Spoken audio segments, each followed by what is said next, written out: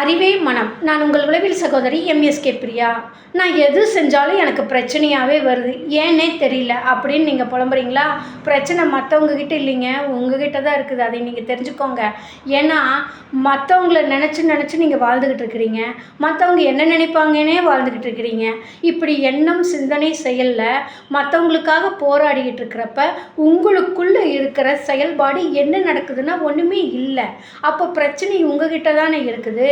அப்போது பிரச்சனைக்கு தீர்வு வேணும்னா நீங்கள் உங்களை முறைப்படுத்தணும். அதை விட்டு போட்டு எனக்கு யாராவது செஞ்சு கொடுக்கணும், யாராவது கூட்டிகிட்டு போய் வாங்கி கொடுக்கணும், எனக்கு சப்போர்ட் பண்ணணும், எனக்கு எதுவும் கிடைக்கல, எனக்கு வசதி இல்லைன்னு சொல்லிட்டு இருந்தால் வராது.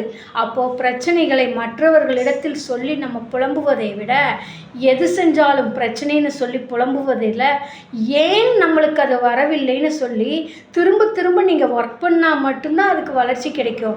அப்போ நான் இத்தனாயிரம் தடவை பண்ணிவிட்டு எனக்கு எதுவுமே வரலையே அப்படின்னு கேட்பீங்க. இத்தனாயிரம் தடவை நீங்கள் எதைய பண்ணினீங்க, எப்படி பண்ணினீங்க, அதை முறைப்படுத்துறதுக்கு நீங்கள் எந்த நிபுணர்களை அணுகுனீங்க? இதை விட்டு போட்டு உங்கள் ஃப்ரெண்ட்ஸுன்னு சொல்கிறவங்ககிட்டையும், உங்கள் ஏஜ்மெண்ட்டுக்கிட்டையும், உங்களை விட கீழே இருக்கிறவங்ககிட்டையும், அனுபவம்னு சொல்கிறக்கூடியவங்ககிட்டையும் கேட்டுக்கிட்டு செயல்பட்டு நீங்கள் உங்களுக்கு வளர்ச்சி வந்துச்சா வரல? ஏன்னா உங்களை மாதிரி தான் அவங்களும் திங்க் பண்ணுவாங்க. இதுக்கு தான் நிபுணர்கள் தேவைன்னு சொல்கிறோம். அப்போ உங்களை உளப்பகுப்பாய்வு செய்து அதற்கான தீர்வு முறைகளை எடுக்கிறப்ப தான் உங்கள் பிரச்சனை உங்களுக்கு தீரும்.